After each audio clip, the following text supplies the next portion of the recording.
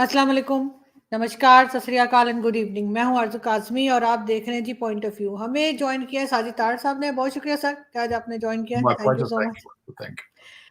Sir आज 2-3 चीज़ों पे हम बात करेंगे जिसमें कि ज़ाहिर है कि आईएमएफ का लोन तो है ही, लेकिन चाइना से इनको फंड मिल चुका है। उसके ऊपर भी हम बात करना चाहेंगे। साथ बहुत हंगामा है, शोर ना सिर्फ इंडियन टीवी पे भी मैंने देखा, बल्कि हमारे यहाँ तो खैर एक खास किस्म की खामोशी जो रखी जाती है वो है कि हाफिज सईद, जिसको कहा गया था कि जी जेल में है, वो भी बाहर दंदनाता घूम रहा है, और सैयद सलाहुद्दीन भी, जिसके ऊपर तरह तरह से आप जानते हैं सैंक्शंस हैं कि जी उसको टेररिस्ट डिक्लेयर किया गया है। पाकिस्तान क्या दोबारा चाह रहा है कि एफएटीएफ की ग्रे लिस्ट में चला जाए? क्या लगता है सर आपको? आरजू, मैं चाहूंगा कि यहीं से शुरू करें। बल्कि मुझे कल मेरे लिए बहुत बायसे तकलीफ थी ये सारी बात, जो खासकर जब मैंने वो हिजबुल मुजाहिदीन के जो कमांडर थे बशीर अहमद पीर साहब जब का जो मर्डर हुआ है और उसका जनाजा जिस तरीके से हुआ है, मैं बहुत तकलीफ है उसकी वजह से। वजह ये है कि उसको, एक तो वो जम्मू कश्मीर के रहने वाले थे,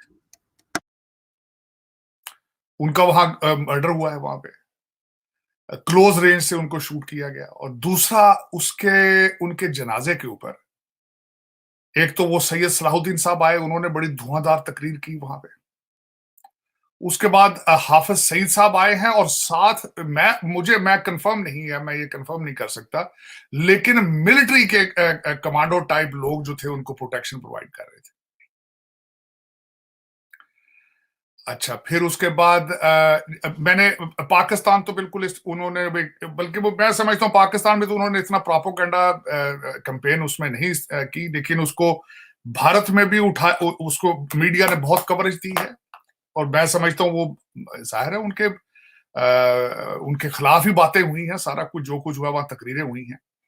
अब मैं ये बताना चाहता हूँ, पाकिस्तान जिन सर्कमस्टांसेस से गुजर रहा है इस वक्त, मुआशी बहरान से, और जो इस वक्त मुतालबा भारत की तरफ से उठ रहा है कि फैटफ में वो दोबारा जाना चाहते हैं, फैटफ में वो कंप्लेन करना चाहते हैं। और दूसरा, इतने ये ज़हनी तौर पे मफलूज हो चुके हैं पाकिस्तानी कि इन्हें पता ही नहीं है कि फैटफ का इंचार्ज कौन है इस वक्त, सदर कौन है। उसका नाम टी राजा कुमार साहब है। वो ही इज भारतीय निजाद हैं जो इस वक्त फैटफ के प्रेसिडेंट हैं, टी राजा कुमार साहब। उन्होंने जनवरी 1 को 2022 को उसका इंचार्ज संभाला है उन्होंने, फैटफ का। लेकिन सर एक सेकंड दूंगी आपसे सर। जो मर्जी वहां पर हो हेड उसके, कोई किसी भी कंट्री के नहीं, हो, लेकिन नहीं, हमारी गलतियां तो नहीं, है ना। नहीं, गलतियां तो है। मैं एग्री करता हूं, इन्होंने ज्यादती की है, हाँ। गलत किया इन्होंने। लेकिन मैं कहता हूं कि जाहिर है एक बंदा जहां का बॉर्न रेज्ड है, सारा कुछ है, उसके जख्मों पे नमक फेंकना, और जाहिर है उनकी सिंपथी तो होगी। देखे ना, वो एक दो सामने केसेस हो, आप जितने भी ईमानदार हो, जो कुछ भी हो, जितने भी न्यूट्रल हो, फीलिंग्स तो होती हैं। अब बिल्कुल। मुझे एक तरफ ये अफगानिस्तान जा रहे हैं, एक तरफ चाइना के कदमों में पड़े हैं, पैसे पैसे को तरसते फिर रहे हैं। और मैं उसके बाद मजीद आपको बताना चाहता हूं फैटफ के साथ दूसरी क्या चीजें इन्वॉल्व है। फैटफ को कंट्रोल कौन करता है? फैटफ को कंट्रोल करता है आईएमएफ, यूनाइटेड नेशंस, और तीसरी चीज है वर्ल्ड बैंक। और वर्ल्ड बैंक का नया प्रेसिडेंट कौन आ रहा है? अजय बंगा, बिल्कुल। मास्टर कार्ड वाले। तो मेरी ये या तो अकल नहीं है बिल्कुल, या फिर ये किसी डायरेक्शन, ये किसी बेहतरी वाली साइड पे जाना ही नहीं चाहते। इनके ऑब्जेक्टिव क्या है? अब मैं ऑब्जेक्टिव्स की तरफ आना चाहता हूं।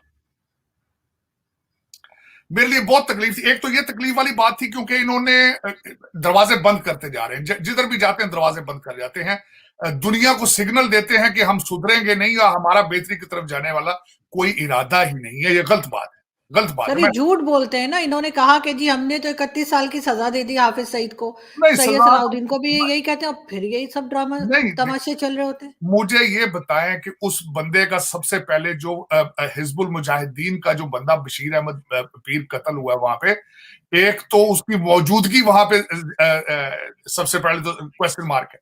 दूसरा, फिर उसको आगे प्रोपोगेट करना, फिर उसको उजागर करना, उसको मीडिया कवरेज देनी, और फिर साथ आर्मी के कपड़ों में लोगों के, हैवीली आर्म्ड लोगों को प्रोटेक्शन देना, ये क्या क्या सिग्नल जा रहे हैं? मैं ये पूछना चाहूंगा जो इस वक्त आपके अदारों को चलाने वाले। सबसे पहले तो मेरा ये क्वेश्चन मार्क है, मैं 20 करोड़ लोगों से पूछना चाहता हूं, इस वक्त आपको चला कौन रहा है? आप हेडलेस स्टेट हैं इस वक्त, आपका कोई हेड नहीं है इस वक्त, आपकी कोई डायरेक्शन नहीं है। अब मैं बताता हूं किस तरह डायरेक्शन नहीं है, आपके हालात क्या है। आपका defence minister, serving defence minister ने अगले दिन नेशनल असेंबली में खड़े होकर जो तकरीर की है, और बल्कि मैं समझता हूं तकरीर के अंदर भी बड़े मुझे फला मिले हैं। फला ये है, एक तो उसके पास जुर्रत ही नहीं थी कि उस अफसर का नाम लेते वो, और दूसरा भाई बार बार क्रिटिसाइज करते हो, या तो इस्तीफा दे दो या करेक्शन करो इसकी। उन्होंने क्या फरमाया है? उन्होंने कहा है कि एक चीफ मिनिस्टर साहब ने बताया कि एक सर्विंग ब्यूरोक्रेट जो है 21 ग्रेड का या 22 का अभी भी जॉब पर है, उसकी बच्ची की शादी के ऊपर 72 करोड़ की सलामियां इकट्ठी हो रही थी, और ज्वेलरी और गाड़ियों के तोहफे उससे अलग हैं, और उसकी दूसरी बच्ची की शादी पर 1 अरब 20 करोड़ की सलामियां इकट्ठी हुई थी। और मैं जब इसके आज इस पे सारा कुछ देख रहा हूं, आज आपके किसी आज मेरा ख्याल है जर्नलिस्ट ने, किसी ने उसका नाम भी लेने की, प्रिडिक्ट करने की कोशिश की है, पता नहीं है मुबैना तौर पर वो ठीक है या नहीं है, कि उनका नाम टीके साहब है, जो पिछली दफा बुजदार साहब के जो चीफ ऑफ स्टाफ थे। ये उनकी बच्ची की शादी, ये दिस इज व्हाट किसी जर्नलिस्ट ने आज, 2-3 जर्नलिस्ट की मैं भी बात सुनकर आया हूं वहां से। लेकिन मुझे ये बताएं, टीके एक नहीं है, आपके पास 10,000 टीके हैं इस वक्त जो पाकिस्तान को टीके लगा रहे हैं, और आपकी ब्यूरोक्रेसी के अंदर जो एक ट्रेंड बन चुका है कि जब अपनी की स्पॉट पर जाते हैं तो बच्चों की शादियां करते हैं ये, और वहां से ये कलेक्शन करते हैं, लूटते हैं ये। और उनको देने वाले कौन होते हैं? देते वो हैं ठेकेदार टाइप। वो 10-10 करोड़, 5-5 करोड़ के गिफ्ट देकर 50-50 करोड़ बनाते हैं। ये कोई ढगी छुपी बात नहीं है आरजू, मैं आपसे कोई नई बात नहीं कर रहा हूं, हर पाकिस्तानी को पता है। लेकिन आप कहां जाना चाह रहे हैं इस वक्त? मैं एक छोटी सी मिसाल आपको देता हूं, आपके ऊपर फेडअप की पाबंदियां फिर लग जाती हैं, कहां जाएंगे आप? नुकसान किसका होगा? एक्सपोर्टर का नुकसान होगा, जो मिडिल क्लास से ताल्लुक रहता है। नुकसान किसका होगा? इंपोर्ट एक्सपोर्ट करने वालों का। ये जो लूटने वाले हैं, जिनके बच्चे लंदन में बैठे हैं या टोरंटो और न्यूयॉर्क में बैठे हैं, इनकी सेहत पर कोई असर नहीं है। हर पार्टी, मैं समझता हूं कि पार्टियां तो है नहीं है, ये सारे लूटने वाले लोग इकट्ठे हैं। हर लोग चीख रहे हैं इस वक्त, बयानियां क्या आ रहा है, फलां जर्नैल ये कर गया, फलां जर्नैल ये कर गया। और यार जर्नैलों के साथ लगे हुए थे तुम, यार अटैच थे उनके साथ तुम। कभी पाकिस्तान के अंदर एक party alone as a solo corruption नहीं कर सकती जब उसके साथ ब्यूरोक्रेसी इन्वॉल्व ना हो, सियासतदान ना हो। सारा एक मैकेनिज्म है, एक मशीनरी है। लेकिन आज मैं ये बता रहा हूं कि मैं बड़ा पहले भी मायूस था, आज मैं फिर एक दफा मायूस हुआ हूं। एक तो ये बशीर अहमद पीर के कत्ल के बाद जो जलसा हुआ है वहां पे, उसके फ्यूनरल पर, और दूसरा ये ख्वाजा आसिफ की स्पीच नेशनल असेंबली के फ्लोर से खड़े होके एडमिशन उसने कर लिया है एक चीज का, बहसीते कंट्री नहीं, बहसीते सोसाइटी आप कोलैप्स कर रहे हैं। बहसीते सोसाइटी एज अ कंट्री तो आप मेरी नजर से पूछें, मैं सारी जिंदगी पॉलिटिकल साइंस पढ़ता रहा हूं, आप कंट्री की डेफिनेशन में नहीं आते हो। आप सॉवरेंटी नहीं है, रेट ऑफ गवर्नमेंट नहीं है, बॉर्डर्स नहीं है, फेडरेशन नहीं है, तो कंट्री किस चीज से आप कहेंगे हम कंट्री हैं? बहसीते इंसान फेल हो रहे हैं आप, बहसीते सोसाइटी फेल हो रहे हैं आज आप।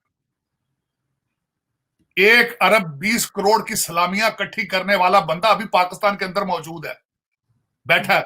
नेशनल असेंबली पे उसको पकड़ा गया है, उसने क्लेम किया है, सिटिंग डिफेंस मिनिस्टर ने। किसी ने पकड़ा है उसको? किसी ने क्वेश्चन किया? कौन पकड़ सकते हैं सर? किसकी हिम्मत है? नहीं, हिम्मत भी देखे ना भाई, नहीं सब मिले हुए होते नहीं तो आपस में सब मिले हुए होते हैं। नहीं आरजू, मुझे खत्म कर लेते। इसी फ्लोर पर इसी पर कहा गया था, दुनिया का वाहिद कंट्री है जो कलमे की बेस पर बना है। सऊदी अरेबिया भी नहीं कलमे की बेस पर बना। मैं उस कंट्री की बात कर रहा हूं, मैं कांगो की बात नहीं कर रहा हूं। मैं बात किसी और मुल्क की नहीं कर रहा हूं, ये कलमे की बेस पर बना है, लैंड ऑफ प्योर है ये टू नेशन थ्योरी की बेस पर बना था ये। मैं उस मुल्क की बात कर रहा हूं। मैं आज शर्मिंदा हूं इस चीज, शर्मिंदा कि उसने, ख्वाजा आसिफ ने असेंबली के फ्लोर पर एलिगेशन लगाई है, अभी तक किसी को जुर्रत नहीं हुई कि उसके ऊपर एक्शन लिया जा सके। अब मैं दूसरी बात भी एक बताना चाहता हूं। परवेज लाई साहब, जिनके बारे में उन्होंने कहा है जो चीफ मिनिस्टर थे, उन्होंने 4 लोगों की इन्वेस्टिगेशन एंटी करप्शन से रोकी थी। वो ये स्टोरी भी उन्होंने खुद ही बताई थी, और टीके का केस एंटी करप्शन में था मौजूद, और उसको भी खत्म उन्होंने कराया। 4 लोग कौन थे? फराह गोगी थी, उनके हस्बैंड थे, ये टीके साहब थे, और एक और केस थे। 4 केसेस उन्होंने एंटी करप्शन को अपने दौर में इन्वेस्टिगेशंस रुकाकर एनआरओ दिया था, उनकी इन्वेस्टिगेशंस वाइप आउट कराया था। तो लेकिन देखें, मैं दुख होता है, मैं मुसलसल आरजू दुख इस चीज पे होता है, मैं कोई फ्रेंच नहीं हूं, मैं भी पाकिस्तानी हूं, मैं भी पंजाबी हूं। मैं अपने डीएनए पे मुसलसल रोज सोचता हूं क्या वजह है, क्या वजह है। हम, दुनिया तरक्की की तरफ जा रही है, दुनिया सारी राइट साइड पे डायरेक्शन पे जा रही है, हम लेफ्ट साइड पे जा रहे हैं। दुनिया, मैं अजय बंगे का जब पढ़ता हूं, मैं जब देख रहा हूं इस वक्त के भारतीय कहां से कहां जाते जा रहे हैं, तो जब अपने आप को देखता हूं तो शर्मिंदगी से अलावा कुछ भी नहीं है। आप पस्तियों की नई से नई डेफिनेशंस आप इजाद कर रहे हैं। इस वक्त मेरा क्वेश्चन है बल्कि 22 करोड़ लोगों से कि व्हाट इज योर डायरेक्शन, किस डायरेक्शन में जाना चाहते हो। और आज मैं नई बात एक को बताना चाहता हूं। 2 एक सर मैं कहता हूं वजीर आजम बनाओ इमरान खान को। अब उसमें एक चीज का इजाफा हो चुका है, गुस्से का, बदले का। अब आपके एक एंकर ने बड़े खूबसूरती से कहा, उसने कहा अब आया तो सड़कों में फांसियां देगा, ये इंतकाम लेगा। This is what your direction is, जिहाद। आपको पता, हिस्ट्री की किताब लेके पढ़ लो, आपके तो डीएनए में जिहाद नहीं है यार। बिल्कुल। कैसे एक फ्रॉड लगा रहे हो, और तुमसे जेल तो भरी नहीं जा रही। पेशावर से एक आदमी नहीं आया जेल में जाने के लिए, कोई अरेस्ट नहीं हुआ। मैंने आपको बड़ा अरसा पहले कह दिया था, बता दिया था, हमारे डीएनए में नहीं है, हम रिबेल करते ही नहीं है। शर्मिंदगी है हमारे डीएनए के अंदर, शर्मिंदगी है। इनको पता नहीं क्या है, किस कैसे लोग हैं। जिहाद भी जो है टिकटॉक का जिहाद कर रहे हैं, ट्विटर का जिहाद कर रहे हैं, सेल्फीज का जिहाद कर रहे हैं। यार कैसे लोग हैं। मैंने आपको एक बात बताई थी, मैंने अपने डीएनए में बहुत रिसर्च मुसलसल कर रहा हूं। वी आर पार्टी पीपल, हम फाइटर नहीं है। हम किसी फॉरेन इन्वेडर के सामने नहीं खड़े हुए, चाहे वो ब्रिटिश था चाहे पठान था वो। ये क्यों एक गलत डायरेक्शन पे लगा दिया इस बंदे ने। हम वी आर पार्टी पीपल। देखें ये जेल भरो तहरीक पे गुबर, उसमें भी पार्टी कर रहे हैं। मैं एक कई एमपीएस के आ चुके हैं कि वो अंदर जेल उसके वैन के अंदर बैठ के उतर के भाग गया भाई। बिल्कुल। वो सुबह सराज में पुलिस वाला जाके पिछले चीफ मिनिस्टर के घर के सामने जाके लाउड स्पीकर पे कह रहा बाहर आके गिरफ्तारी दो, नहीं दे रहे। तो फिर इनको जिहाद क्यों हमें मिसलीड किया जा रहा है। हमें क्यों ये गलत। परवेज खटक ने भी मना कर दिया, परवेज खटक ने भी कहा नहीं आ रहा। आरज़ू, मैं दर हकीकत बहुत दुख है, मुझे अफसोस है कि हमारी डायरेक्शन क्या है। हमारे बच्चों को हमें डिजिटाइज क्यों नहीं, हमें तालीम क्यों नहीं देते ये हमारे बच्चों को। उनको क्यों नहीं बताते कि हमने आगे फ्यूचर में रोटी कहां कैसे कमानी है। अपनी मां के कपड़े फाड़ते देखा कभी आपने किसी को? कि अपने मां को कपड़े रोजाना फाड़ फाड़ के उसको करे? ये 76 साल से फाड़ रहे हैं, कोई रोकने वाला नहीं, पूछने वाला नहीं। और मैं तो यहां देख रहा हूं ना, डेली बेस पे आते हैं यहां पे, जो इनकी प्रॉपर्टियां देखता हूं, टोरंटो के अंदर महल इनके देखता हूं। वो जिसकी बात ख्वाजा आसिफ ने की है, 21 ग्रेड का बंदा जो है, जो 1 अरब 20 करोड़ की जिसकी बच्ची ने लिया, उनके मैं महल देखता हूं रोजाना टोरंटो के अंदर, कनाडा में, लंदन में उनके महल में देखता हूं। कोई शर्म नहीं है, कोई हया नहीं है, कोई करेक्टर नहीं है। सर अगर इनको शर्म होती तो क्या हमें ये हाफिज सईद और सैयद सलाउद्दीन नजर आते क्या इस तरह से? और अभी चाइना से कुछ पैसे मिल गए, उस पर उछल रही है बस। एक पैसा उसमें से नहीं आना पाकिस्तान के अंदर, एक पैसा नहीं आना। इनके बच्चे भूखे बैठे हैं लंदन में, सारे का पैसा ये डॉलर मचाते हैं, डॉलर और पाउंड चाहते हैं, एक पैसा इसमें से नहीं आएगा।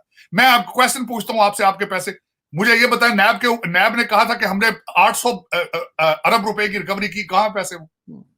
भाषा डैम के लिए हाई कोर्ट का जज एक पैसे, सुप्रीम कोर्ट का जज कर, वो डैम के पैसे किधर है? वो इन लोगों को छोड़ो। इसमें आरजू मैं हैरान होता रहता हूं। यूनाइटेड नेशन डेवलपमेंट प्रोग्राम वालों ने कहा था कि $17.4 बिलियन ये हलाल हैं। ये मरात ले रहा है ये तबका जो ऊपर वाला है। ये जो मिडिल क्लास के बच्चे CSS करके आते हैं, जो फिर वो लूटते हैं, जो गुर्बत अपनी मिटाते हैं, उनकी हवस खत्म नहीं होती है। ये वो 17.4 बिलियन तो आप उनको मराद दे रहे हैं आप, जो आधा बजट है। मुझे मैं आरजू, मैंने कल ये जो सारी इसका जो मैं कल परेशान था कि जिस तरीके से वो नेशनल असेंबली के फ्लोर पे उसने कहा है कि इतनी सलामियां इकट्ठी हुई है और ये गाड़ियों और ज्वेलरी के अलावा, उसके बाद मैंने सोचा ये नहीं बच सकता। मेरी ख्वाहिश है कि मैं IMF को लेटर लिखूंगी। पता नहीं अंधे हैं IMF वाले भी, देख नहीं आ रहा बिल्कुल। हाँ, किस किस्म की कौम है वो। एक 21 ग्रेड का अफसर है और बच्ची की शादी है उसकी सिर्फ। अब ये सोचे कि इसके अलावा क्या करता होगा, वो कितना लूटता होगा पाकिस्तान को, गरीबों के अंदर से उसका किस तरह चूसता होगा खून उनका। और इस तरह के 10,000 से ज्यादा 15, बस सारे आधे से ज्यादा ब्यूरोक्रेसी आपकी यही हालात है। आप इस तरह तो नहीं डूब रहे ना, आप खत्म होने के करीब आ चुके हैं। कैसे आए हैं यहां पे पता है आपको, सबको पता है, बिल्कुल हर एक को पता। हर एक के हाथ में स्मार्टफोन है, हर एक को पता है। आप जितने सियाने हैं हर चीज में, करप्शन में और फ्रॉडिये 2 नंबरी में, आपको सब पता है। लेकिन ये कि आप अपनी मां के कपड़े फाड़ रहे हैं सुबह शाम, तो उसका मैं क्या करूं? उसका 76 साल से कर रहे हैं, कौन सा रुका है अभी? लेकिन सर आम आदमी क्या करे? वो भी, उस बेचारे ने तो कुछ आम नहीं किया। आदमी का इस वक्त कोई हक ही नहीं है। आम आदमी को जिंदा ही नहीं रहना चाहिए पाकिस्तान में। और मैं ब्लेम एक को नहीं करूंगा, 22 करोड़ लोगों को ब्लेम करूंगा, जो पार्टी लोग हैं। ये पार्टी कंट्री है। इट्स नॉट कंट्री, तो है ही नहीं। मैं तो समझते नहीं, जमे गफीर है। और ये तो पार्टी सर ये फिर FATF की तैयारी में लग रहे हैं? पहले भी 2-3 बार जा चुके हैं, एक बार फिर सोच रहे होंगे चले जाते, और फिर ग्रे जहां लिस्ट में चले जाएंगे? नहीं ये क्योंकि जिस तरह से वीडियोस आ रही हैं, जिस तरह से दिखाई दे रहे हैं, जिसका नाम इन्होंने लिया, हाफिज सईद हो चाहे कोई हो, हाफिज, सब मैं खुले डेली, घूम रहे हैं। मैंने अगले दिन आपके मेरा ख्याल सेगमेंट में ही मैंने कहा था, दोनों तरफ से मैं कहता रहता हूँ, और जो मेरी ख्वाहिश होती है, मैं हमेशा ये कहता हूँ, मुझे पता है नफरतें दोनों साइडों पे हैं, लेकिन फिर भी मैं हमेशा समझता हूँ इस चीज को कि कोई ना कोई कहीं ना कहीं से कुछ चीज शुरू की जाए। मैं मुसलसल कहता रहूंगा, अगर भारत बीजिंग जाके डायलॉग कर रहा है, पाकिस्तान को भी टाइम दे। ये अफगानिस्तान जा सकते हैं तो भारत क्यों नहीं जाते? मैंने आपके प्रोग्राम में ही कहा था। लेकिन आज मैं क्या कहूं, किस तरह कहूं कि जो इन्होंने किया वहां पे बिल्कुल सर, रावलपिंडी। हमारी कोई शक्ल रह गई है, कोई बात करने वाली बात रह गई है, वो लोग क्यों सुनेंगे हमें?